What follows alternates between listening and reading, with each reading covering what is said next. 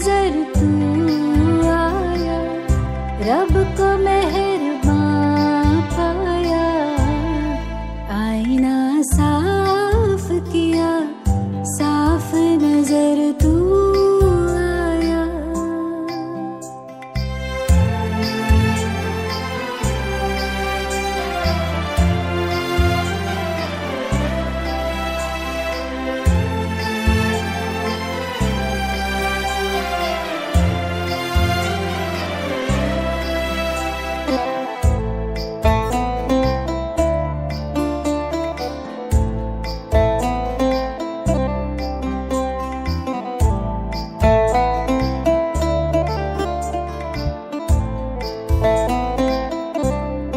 ये मैं मेरा ही मुझको तुझसे दूर किए था, ये मैं मेरा ही मुझको तुझसे दूर किए था।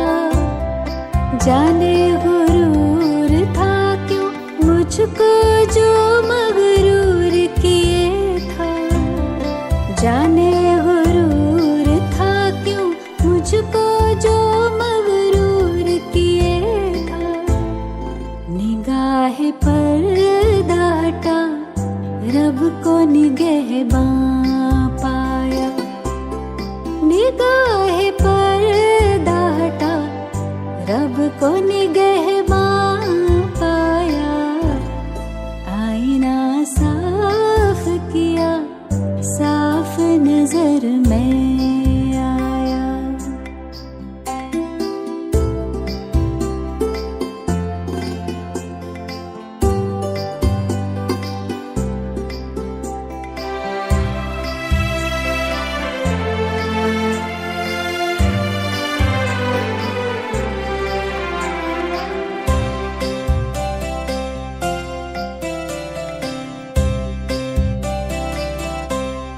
ये तेरी यादें तो रूबरू मिलाती है, ये तेरी यादें तो रूबरू मिलाती है। देखूं तुझे तो बड़ा रूह सुकून पाती है, देखूं तुझे तो बड़ा रूह सुकून पाती है। कभी न मैं तन्हा रब को रहनुमा पाया, कभी न मैं तन्हा रब को रहनुमा पाया, आईना साफ किया, साफ नजर तू आया, आईना साफ किया, साफ नजर में आया।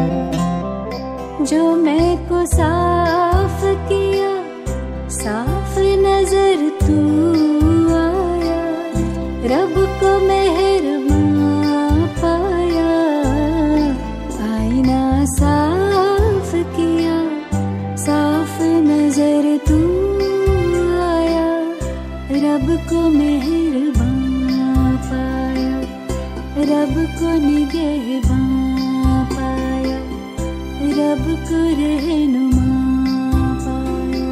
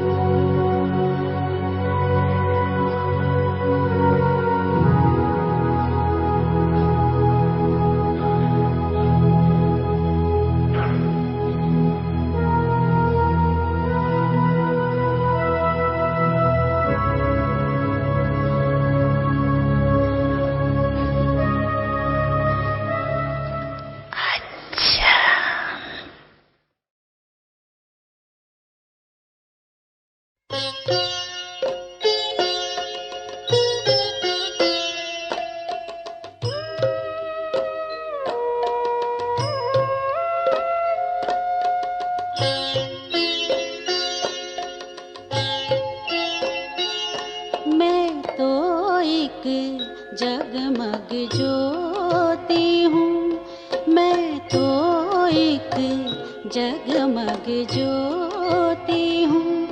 मैं सीप नहीं हूँ, मोती हूँ। मैं सीप नहीं हूँ, मोती हूँ। मैं तो एक जगमग ज्योति हूँ। सजीव तन को जब मैं भूलूं, परम धाम में होती हूँ।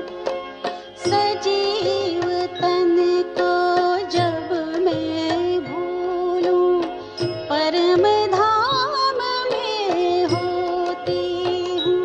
मैं तो एक जगमग ज्योति हूँ, मैं तो एक जगमग ज्योति हूँ।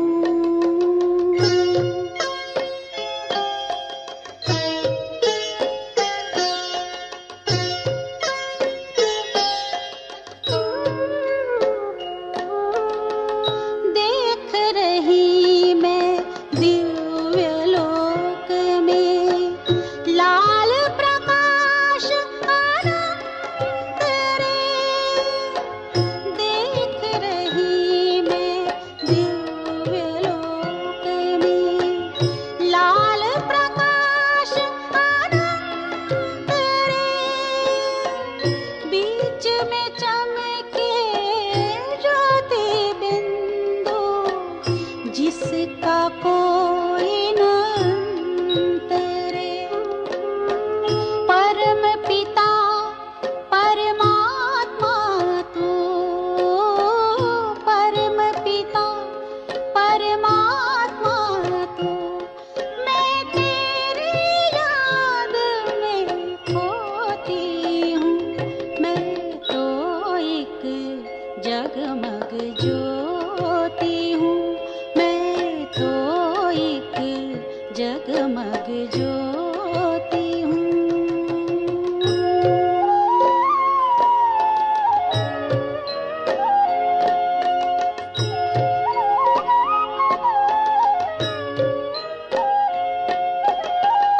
प्रेम शांति का सागर तू, मैं नैया तो पतवार है। परम ज्योति के दर्शन से छाया आनंद अपार है। निस दिन तेरा ध्यान धरूं मैं, निस दिन तेरा ध्यान धरूं। मैं बीज मिलन के बोती हूँ, मैं तो एक जगमग ज्योति हूँ। मैं तो एक जगमग ज्योति हूँ। मैं तो एक जगमग ज्योति हूँ।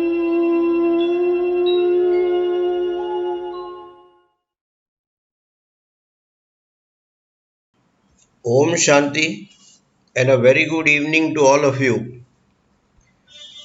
हम बाकी के क्वेश्चन आंसर ले लेते हैं। इसके बाद मेरे पास कोई स्टॉक नहीं बचा है, तो क्वेश्चन आंसर सेशन आज के बाद बंद हो जाएगी। सीरियल नंबर 1, मैं आपके लिए क्या कर सकता हूँ। ये सिंपल और काम का प्रश्न है। What can I do for you. यहाँ पे आपको कैन यूज करना है, जिसमें कैपेसिटी, एबिलिटी, परमिशन वगैरह सारे भाव साथ में आ जाता है एक ही शब्द में। What can I do for you. इसी तरह सेकंड क्वेश्चन भी अच्छा है, आप मेरे लिए क्या कर सकते हो। What can you do for me. सिर्फ कर्ता और कर्म में अदला बदली हो जाता है। क्वेश्चन नंबर 2, मैं हर रोज मुरली सुनती हूँ और उसके बाद नाश्ता करते हैं। आपसे एक रिक्वेस्ट कि जब भी आप प्रश्न पूछो या भाषांतर करने के लिए मुझे बोलो, तो आपका जो हिंदी वाक्य है उसके अंदर सब्जेक्ट, वर्ब और ऑब्जेक्ट एक लाइन में होना चाहिए। आप यहाँ देखिए, आधे वाक्य में सुनती हूँ और फिर हो जाता है करते हैं, तो इससे भाषांतर में तकलीफ पड़ती है। एनीवे, हम जो मुरली सुनते हैं वो सिर्फ कान से नहीं सुनते, उसको हम हियर बोलते हैं। लेकिन मैंने पहले भी बताया था, जब आप ध्यान से सुनते हैं तो हियर के बदले हम लिसन शब्द का प्रयोग करते हैं और उसके बाद हमेशा टू आता है। तो आई लिसन टू मुरली, मुरली का तो ऑब्वियसली ट्रांसलेशन नहीं होगा। I listen to Murli, thereafter I have my breakfast, उसके बाद मैं ब्रेकफास्ट लेती हूँ। कल मैं मुरली सुनने के बाद मेडिटेशन क्लास कराऊंगी, फिर नाश्ता करूंगी। Tomorrow I will conduct meditation class after listening to Murli and thereafter I will take my breakfast. जब हम क्लास लेते हैं तो कंडक्ट एक क्रियापद है, इसका प्रयोग करते हैं, I will conduct meditation class. आप टेक भी बोल सकते हो, I will take meditation class भी बोल सकते हो। नॉर्मली जब आप मेडिटेशन वगैरह का क्लास लेते हैं तो आपके जो भी सामने बैठे हैं, आप स्टूडेंट्स कह सकते हैं, सीखने वाले लर्नर्स, उसके साथ एक इंटरेक्शन होता है। टीचिंग में कई बार ऐसा नहीं होता, खास करके कॉलेज पे, जिसे हम टीचर के बदले प्रोफेसर कहते हैं। तो कंडक्ट भी अच्छा शब्द है, लेकिन अगर ये आपको याद नहीं रहता है तो कंडक्ट के बदले टेक शब्द का भी प्रयोग कर सकते हैं। परसों मुरली क्लास जल्दी हो जाएगा, उसके बाद मुझे एक मीटिंग अटेंड करनी है। डे आफ्टर टुमारो, परसों यानी day after tomorrow, Murali class will end early. जल्दी जब खत्म होता है तो हम अर्ली कहते हैं। Thereafter I have to attend a meeting, उसके बाद मुझे एक मीटिंग अटेंड करनी है। I have to attend a meeting. मैं जब कल आपको पार्ट ऑफ स्पीच दिखाऊंगा तो एक कंजंक्शन करके एक शब्द आएगा जिससे हम दो वाक्य को जोड़ते हैं। हम अभी तक वहां नहीं पहुंचे हैं, वो 3-4 अलग अलग प्रकार के वाक्य होते हैं, काफी मुश्किल है। तो अगर हम सबसे पहले वाक्य बनाना सीख ले अच्छी तरह से, तो उसके बाद उसको जोड़ने का काम शुरू करेंगे। सीरियल नंबर 3, मुझे शायद देरी हो सकती है। आई मे बी लेट, ये सिंपल शब्द है, शक्यता है, यहाँ पे प्रोबेबिलिटी है, नक्की नहीं, देरी हो भी सकती है, नहीं भी हो, इसलिए हम मे शब्द का प्रयोग करते हैं, आई मे बी लेट। लेकिन आपको डॉक्टर की अपॉइंटमेंट है और पक्का मालूम है कि मैं कल लेट ही हो जाऊंगी, तो आप मे के बदले विल का भी प्रयोग कर सकते हो। आई विल बी लेट, मुझे मालूम है कल सुबह मुझे डॉक्टर के पास जाना है, अपॉइंटमेंट है, तो मैं मे के बदले विल कहूंगा, आई विल बी लेट। अगर मैं सीरियल नंबर 4, अगर मैं गलत नहीं हूं तो मुझे लगता है आप पहले भी एक बार सेंटर आ चुके हो। यहाँ इंग्लिश में थोड़ा विविध प्रकार का शब्द का इस्तेमाल होता है। If I am not mistaken, mistake यानी गलती करना। If I am not mistaken you visited our centre in the past, एक सिंपल पास्ट टेंस है, वो आप आए थे। सीरियल नंबर 5, मुझे सिलाई काम करना आता है किंतु मेरे पास समय नहीं है। आई नो टेलरिंग, जब आप सिलाई काम करते हैं तो सिर्फ स्टिचिंग नहीं करते, स्यूइंग नहीं करते, और भी एक्टिविटीज होती है, सब मिला के हम उसको टेलरिंग बोलते हैं। I know tailoring but I have no time, मेरे पास टाइम नहीं है। आई हैव नो टाइम भी एक बहुत ही काम का वाक्य का प्रकार है। जो भी चीज आपके पास नहीं है उसके लिए अब आई हैव नो करके टाइम के बदले उस चीज का नाम रख सकते हैं। I have no milk, I have no money, I have no time, I have no energy, शक्ति नहीं है मेरे में, अब सो जाता हूं मैं। तो इस प्रकार के वाक्य याद रखना अच्छा है। आपको हमेशा ऐसे वाक्य एक सेपरेट नोटबुक में लिख लेने चाहिए, ताकि उसके बाद आपको सिर्फ एक शब्द बदल के, टाइम के बदले और कोई नाउन डाल के आप कई ऐसे वाक्य बना सकते हैं बड़ी आसानी से। सीरियल नंबर 6, शायद आपने गलती से मेरा रुमाल उठा लिया है। यहाँ पे क्रियापद आएगा पिकअप। शायद का इंग्लिश होता है perhaps. Perhaps you picked up my handkerchief by mistake. जब हम कोई चीज देते हैं किसको और वो लेते हैं तो उसको टेक बोलते हैं, लेकिन यहाँ ऐसा नहीं है। वो नीचे गिरा हुआ रुमाल उठा लेते हैं, तो उठा लेना यानी you picked up my handkerchief by mistake. Serial number 7, कल हमारे घर में 5 गेस्ट आ रहे हैं, तो उनके लिए मुझे आज ही लड्डू बनाने पड़ेंगे। Tomorrow I will have 5 guests. यहाँ पे मैंने विल के नीचे अंडरलाइन किया है, क्योंकि अंग्रेजी में एक अलग तरीके से भी ये बात बोली जाती है कि जो कल 5 गेस्ट आने वाले हैं उनका आना तो आज तय हो गया है। तो इसके लिए हम वर्तमान काल का भी प्रयोग कर सकते हैं। उनकी सिर्फ आने की घटना कल होने वाली है, ये आने वाले हैं तो आज तय हो गया, इसलिए आप लड्डू बनाते हैं आज। तो आप विल नहीं भी लिखेंगे तो चलेगा, क्योंकि हमने विल शब्द निकाल के ये घटना कल होने वाली है, ये बात टुमारो शब्द से दिखा दी है। तो आप 2 तरीके से बोल सकते हैं, tomorrow I will have 5 guests या टुमारो आई हैव 5 गेस्ट्स, दोनों चलेगा। विल से विल गलत नहीं है, निकाल दिया तो भी गलत नहीं है।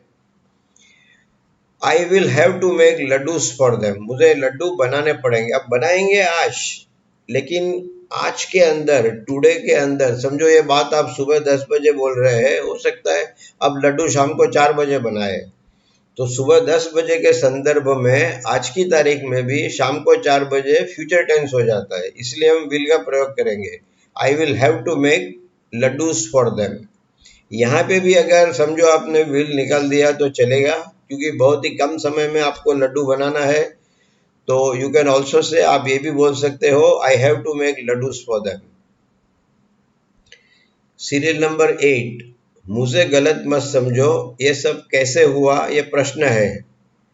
तो इसमें जो सब्जेक्ट है वो अध्यार है, इसका लोप हुआ है। हम सब्जेक्ट हिंदी में भी नहीं बोलते। हिंदी में सब्जेक्ट अगर बोलना है तो ये वाक्य होगा, तुम मुझे गलत मत समझो। लेकिन सभी भाषा में, हिंदी में और इंग्लिश में, सभी भाषा में जब हम जिस व्यक्ति से बात करते हैं तो उसको हम तू या आप नहीं कहते, वो समझ जाता है कि हम उससे ही बात करते हैं और उसकी बात हो रही है। तो जब आप सामने खड़े वाले व्यक्ति को बोलते हो कि मुझे गलत मत समझो, तो उसमें आप मुझे गलत मत समझो या तुम मुझे गलत मत समझो, तो हम सब्जेक्ट को छोड़ सकते हैं। हिंदी में भी उन्होंने छोड़ दिया है जिनका ये प्रश्न है। इंग्लिश में भी छोड़ सकते हैं। हम ये नहीं कहते यू डू नॉट मिसअंडरस्टैंड मी, आप मुझे गलत मत समझो, मेरे बारे में कोई गलत फहमी मत करो। तो यू नहीं लिखा है, डू नॉट मिसअंडरस्टैंड मी। ये सब कैसे हुआ, ये प्रश्न है। सो कैसे का जो प्रश्नार्थ शब्द है वो है हाउ। हमने अभी तक प्रश्न बनाना इतना डिटेल में नहीं सीखा है। एक दिन दिखाया था कोई स्लाइड पे, प्रैक्टिस बाकी है, वो भी करेंगे। तो how did all this happen.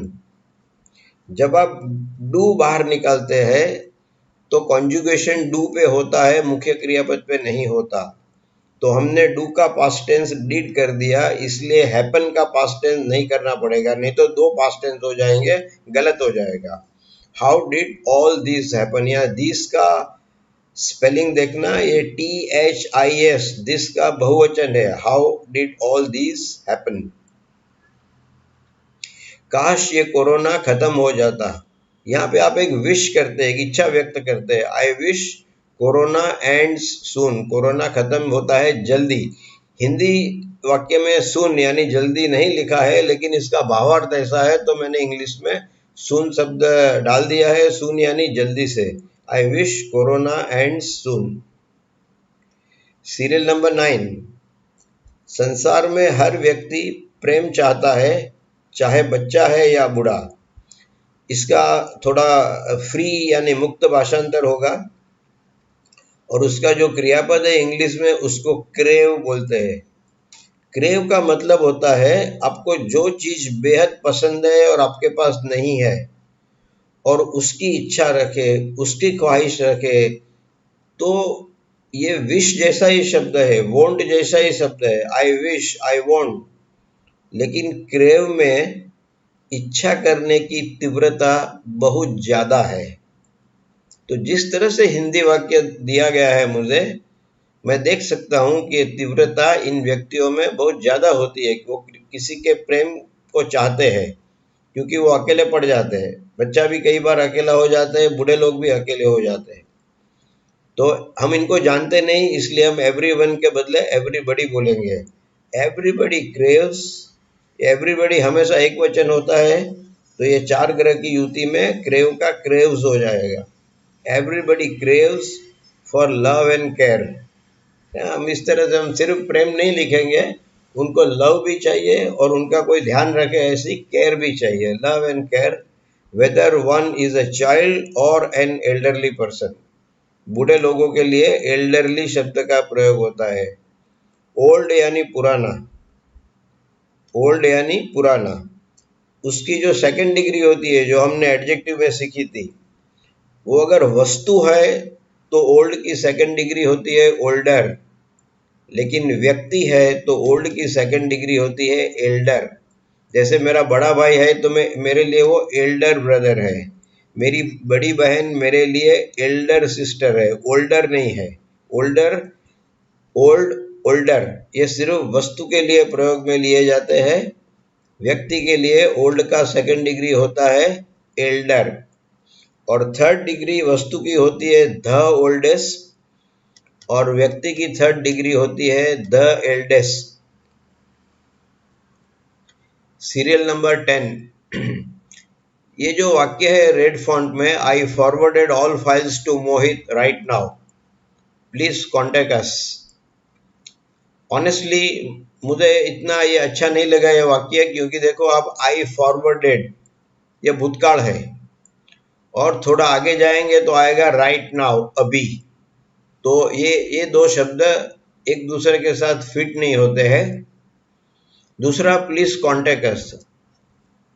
अगर आपने फाइल मोहित को दे दी है तो लॉजिकली हमें मोहित को कांटेक्ट करना है, क्योंकि फाइल तो चली गई मोहित के पास, अब हमको कांटेक्ट करके क्या फायदा।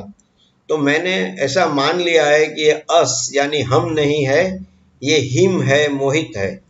तो मैंने उस प्रकार से भाषांतर किया है। मैंने सारे फाइल मोहित को भेज दिए है, आप उससे कांटेक्ट करें। आई हैव फॉरवर्डेड, क्योंकि आपने अभी अभी भेजे हैं, मैं राइट नाउ पकड़ के चलता हूँ, अभी अभी भेजे हैं। I have forwarded all files to Mohit, kindly contact him. आप उसको कांटेक्ट करो। अगर आपको हिम नहीं लिखना है और अभी भी हम लिखना है, हिंदी वाला हम, तो हिम की जगह पे अस सही रहेगा। 12, सोमवार को बारिश हुई थी क्या? पूछ रहे हैं सोमवार को बारिश हुई थी। Did it rain on Monday? भूतकाल है तो डिड आ जाएगा, रेन का पास्ट टेंस नहीं होगा, रेन क्रियापद है। Did it rain on Monday? इसका जवाब मिलता है हाँ हुई थी, यस इट डिड। आपको दोबारा क्रियापद का प्रयोग जवाब में नहीं करना है, क्योंकि सवाल में क्रियापद आ गया है रेन, तो जवाब में रेन शब्द का प्रयोग नहीं करना है। आप कहेंगे यस इट डिड। मेरी एक स्लाइड में टेस्ट पेपर में इस प्रकार के वाक्य मैंने दिए थे, आप देख सकते हो उसमें, यस इट डिड। अगर आपका जवाब ना में है, नहीं हुई थी, तो यस का हो जाएगा नो, और डिड के बाद नॉट लग जाएगा, जो बोलने में डिडंट हो जाता है। नो इट डिडंट, इसका उच्चार ऐसे होगा, नो इट डिडंट। और अगर आप फॉर्मल यानी ऑफिस का राइटिंग करते हैं तो डिडंट के बदले डिड नॉट लिखेंगे, no it did not. Serial number 14। आज मैं किसी कारण से देरी से आऊंगी तो आप मेरा ये काम कर देना। ये भी मुक्त भाषांतर होगा, खास करके दूसरे वाक्य का। I will come late today, मैं आज, अभी किसी कारण से बोलने की जरूरत नहीं है, महत्व का यह है कि आप लेट आ रहे हैं। तो अगर जिससे आप बात करते हैं वो इतना करीबी नहीं है तो उसको बताने की जरूरत नहीं आप क्यों लेट आ रहे हैं, तो नॉर्मली ऐसा लिखा नहीं जाता किसी कारण से। आप कारण देना चाहते हैं, कारण लिखा होता तो मैं वो कारण मेरे जवाब में लिख देता था, लेकिन इंग्लिश में हम ऐसा नहीं लिखते किसी कारण से। तो सिंपल सेंटेंस आएगा I will come late today. और ये थोड़ा मुक्त भाषांतर है, please do this work for me. आप जो भी काम आपके मन में है, जिसके बारे में उनसे बात हुई है, तो आप ये कहेंगे please do this work for मी। अगर कोई मैटर ऐसी है जो करने से ज्यादा हैंडल करनी है, तो आप डू के बदले हैंडल भी यूज कर सकते हैं, please handle this work for me. Serial number 15, आप आज याद से प्रिंट करके ला देना, मुझे इंग्लिश पढ़ना है। देखिए, जब आप थोड़ा भार देके, थोड़ा वजन देके कहते हैं कि भूलना मत, याद रखना, ये करके आना, तो हम इंग्लिश में डू शब्द का प्रयोग करते हैं, जो मैंने लाल अक्षर में लिखा है। ये एग्जाम्पल मैंने आगे भी आपको दिया था कि जब कोई हमारे शहर में आता है, अहमदाबाद में, और मैं रिक्वेस्ट करता हूं कि आप मेरे घर आना, तो ये एक सिंपल रिक्वेस्ट है। मैं उनको रिक्वेस्ट करूंगा please come to our house, please come to our home, जो भी मैं बोलना चाहूँ। लेकिन जब मैं ज़्यादा आग्रह करना चाहता हूँ, मैं थोड़ा वजन देना चाहता हूँ मेरी रिक्वेस्ट पे, तो मैं कहूँगा please do come to our home. मैं डू कम बोलूँगा, सिर्फ कम नहीं बोलूँगा। तो यहाँ पे भी आप थोड़ा वजन दे रहे हैं कि आप भूल मत जाना, याद रखना। तो इंग्लिश में याद रखने के बदले हम भूल मत जाना ज़्यादा प्रीफर करते हैं। तो आप दो तरीके से लिखते हैं, please do bring the print outs. यहाँ पे हम याद रखना और भूल जाने की बात नहीं करते हैं, डू के द्वारा हम ये वजन डाल देते हैं हमारी रिक्वेस्ट में। तो न तो हम फॉरगेट लिखते हैं भूल जाना, न तो रिमेम्बर लिखते हैं याद रखना, डू के द्वारा सब कुछ आ जाता है इसमें। Please do bring the print outs, ये एक हिस्सा है। अगर इस तरह नहीं लिखना चाहते हैं आप, और याद रखना भूल जाना लिखना ही है आपको, तो डू निकाल देना पड़ेगा, लाल वाला डू, और क्रियापद वाला डू आ जाएगा। वजन वाला लाल डू निकल जाएगा, क्रियापद वाला डू आएगा। और इंग्लिश में हम रिमेम्बर से ज्यादा फॉरगेट को पसंद करते हैं। डू नॉट फॉरगेट, भूल मत जाना, please do not forget to bring the printouts. क्यों? उसका कारण आपने दूसरे हिस्से में रखा है, I want to study English, मैं इंग्लिश पढ़ना चाहता हूँ। अब देखो, इतना ही मसाला आपने दिया जो मैंने 20 मिनट में पूरा कर दिया। अब मेरे पास और कोई क्वेश्चन नहीं है। ये फाइल PDF बना के अपलोड करने के बाद 2-4 प्रश्न आए थे टेलीग्राम पे, मैंने वहीं के वहीं उनके आंसर्स दे दिए हैं, और कोई 2-4 आएंगे तो मैं जरूर शाम तक इनके भी आंसर दे दूंगा।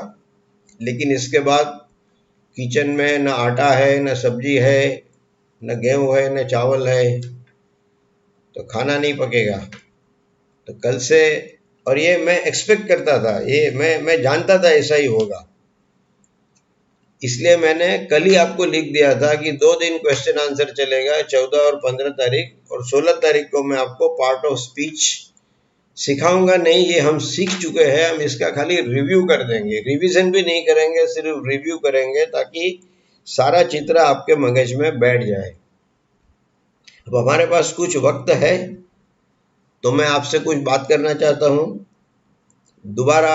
मुझे देखो, आप पता नहीं 1000 लॉगिन होते हैं, 1200 होते हैं, 800 होते हैं, मैं नहीं जानता, लेकिन जो प्रश्न की क्वांटिटी आती है जिस तरह की, तो ऐसा लगता है कि जिनको नहीं आता है, शायद ये मेरा मानना है ऐसा, वो बिल्कुल लिखते ही नहीं है। तो मैं दोबारा आपको बताता हूँ कि हिंदी से इंग्लिश का भाषांतर कैसे किया जाता है। और आप गलती से मत डरिए, गलती तो होगी ही होगी, ऐसा कभी नहीं होगा कि पहली ही अटेम्प्ट में, पहली बार आप सही वाक्य लिख डालेंगे। तो सबसे पहले आप हिंदी में वाक्य लिखो।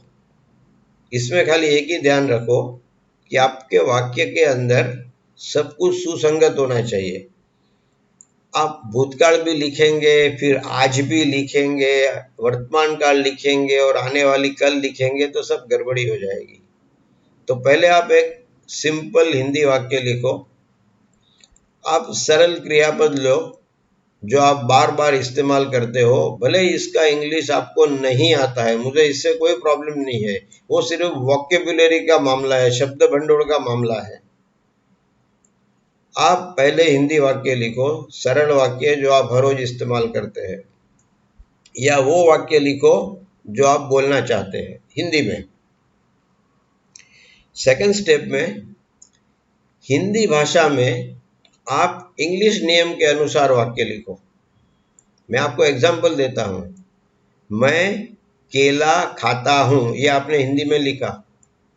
अब हिंदी भाषा में इंग्लिश नियम में लिखो, मैं खाता हूं केला।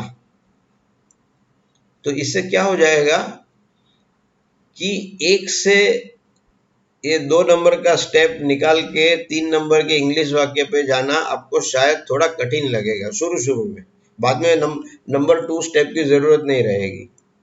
तो मैं बच्चों को इस तरह सिखाता हूँ हमेशा, मैं केला खाता हूँ, मैं खाता हूँ केला, आई ईट अ बनाना। इसमें आप सकर्मक यानी ट्रांजिटिव क्रियापद भी ले सकते हैं, अकर्मक क्रियापद ले सकते हैं, सिंपल क्रियापद लो। और इसके कई ऐसे क्रियापद मैंने आपको दे दिए हैं, राइटिंग में आपके पास है।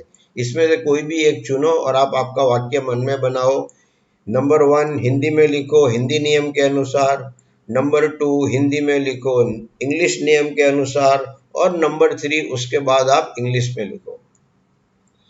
अब इंग्लिश में लिखने से पहले आपको क्या करना है, आपको 4 बात चेक करनी है, और बहुत सिंपल है। आप 4 नंबर सुन के घबरा मत जाना। आप हिंदी वाक्य में ढूंढो कैसे शब्द है, था, होगा। इस प्रकार के शब्द को ध्यान में लेके आप बड़ी आसानी से तय कर सकोगी कि है यानी वर्तमान काल, था यानी भूतकाल, होगा यानी भविष्य काल। ये इतना कठिन नहीं है। हिंदी वाक्य ही आपको दिखा देगा कि आपको कौन सा टेंस यूज करना है, कौन सा काल उपयोग में लेना है। उसके बाद आप एस्पेक्ट पसंद करो, पूरा वाक्य पढ़ो। क्रियापद के अंदर जो क्रिया दिखाई है वो क्रिया को दर्शाने के लिए और जो कोई शब्द है वो क्या कहता है। ये क्रिया हर रोज होती है, ये क्रिया इस वक्त हो रही है, या ये क्रिया अभी अभी हुई और समाप्त हुई। अगर वाक्य के शब्द ऐसे दिखाते हैं कि ये क्रिया हर रोज होती है, लगभग हर रोज होती है, सामान्यतः होती है, तो आपका एस्पेक्ट सिंपल एस्पेक्ट रहेगा। इस वक्त हो रही है तो कंटिन्यूअस एस्पेक्ट रहेगा, और अभी अभी खत्म हुई, अभी अभी समाप्त हुई है तो परफेक्ट एस्पेक्ट रहेगा। तो इस तरह से आप टेंस पसंद कर लो, एस्पेक्ट पसंद कर लो। उसके बाद तय करो ये फर्स्ट पर्सन है, सेकंड पर्सन है या थर्ड पर्सन है। अगर आप खुद बोलते हो तो फर्स्ट पर्सन है, खुद बोलते हो और खुद करते हो तो फर्स्ट पर्सन है। आप आपके सामने वाली व्यक्ति से बात करते हो और कहते हो कि ये काम आप करते हो तो सेकंड पर्सन हो जाएगा। और न बोलने वाला न सुनने वाला कार्य करता है, कोई अशोक, मीना, महेश, किरण काम करता है तो थर्ड पर्सन हो जाएगा। तो पर्सन नक्की कर लो, उसमें आप आसानी से देख सकोगे ये एक वचन है कि बहुवचन है। तो इस हिसाब से आप क्रियापद को कॉन्जुगेट कर लो। अगर कॉन्जुगेशन नहीं आता है तो कोई बात नहीं, जैसा आता है ऐसा लिखो। आप मुझे हिंदी का वाक्य भेजो, अगर बिल्कुल नहीं आता है तो मैं इसका भाषांतर आपको करके दूंगा, या आप हिंदी का वाक्य लिखो, उसके नीचे इंग्लिश का वाक्य लिखो। ये कितना भी गलत होगा तो भी मैं कम से कम, मेरे लिए अच्छा क्या होगा, मैं समझ पाऊंगा कि मुझे आपको और क्या सिखाना है। तो मैं यहाँ पे आपको दिखाऊंगा टेलीग्राम पे कि आपने क्या गलती की है, क्या ऑर्डर गलत लिखा है, और किस तरह से आपको इसको आगे ट्रांसलेट करना है। तो ये मेरी पहली रिक्वेस्ट है, हिंदी में भी लिखो, इंग्लिश में भी लिखो और मुझे भेजो। दूसरी रिक्वेस्ट है, ये नहीं होता है आपसे तो सिर्फ हिंदी वाक्य भेजो। आपको कोई ऐसा शब्द भी है हिंदी वाला या इंग्लिश वाला, जो आप समझ नहीं पाते हैं तो वो भी पूछो, मैं अकेले शब्द का भी भाषांतर आपको दे दूंगा। और अगर कोई बढ़िया वाला शब्द है तो उसके बारे में आपको थोड़ी डिटेल्स भी बता दूंगा मैं। इस तरह से आप भले धीरे धीरे जाओ, लेकिन लॉजिकली तर्क करके जाओ, टेंस ढूंढो, एस्पेक्ट ढूंढो, आपका सब काम ठीक रहेगा। फिर दूसरा, मैंने पहले भी बोला है कि समझना और याद रखना दो अलग क्रिया है। अगर आप याद नहीं रख सकते हैं तो कोई बात नहीं, मेरी जितनी भी सेशन हुई है उसकी प्रिंट आउट आपके पास होगी। उसमें से जो विषय पर आप है वो स्लाइड की प्रिंट आउट खोलो, देख देख के वाक्य बनाओ। मैं ये नहीं कहता आपको याद रखना है और याद रख के इंग्लिश का भाषांतर करना है, कोई बात नहीं। अगर याद नहीं रहता है तो प्रिंट आउट देख के भाषांतर करो। मैं भी जब गाड़ी लेके कहीं जाता हूँ तो गूगल मैप शुरू कर देता हूँ सेल फोन में, तो मैं याद नहीं रख सकता कि इसमें कितने राइट टर्न और कितने लेफ्ट टर्न है। मेरे सामने गूगल मैप चालू ही रहता है और हम उस जगह पे पहुंच जाते हैं। तो कंठस्थ तो हो जाएगा अपने आप में, लेकिन पहली शर्त यह है कि आप देख देख के सही वाक्य बना सकते हैं कि नहीं। तो फिर से एक रिक्वेस्ट करता हूं कि आप वाक्य बनाने का प्रैक्टिस बहुत ज़्यादा बढ़ा दो।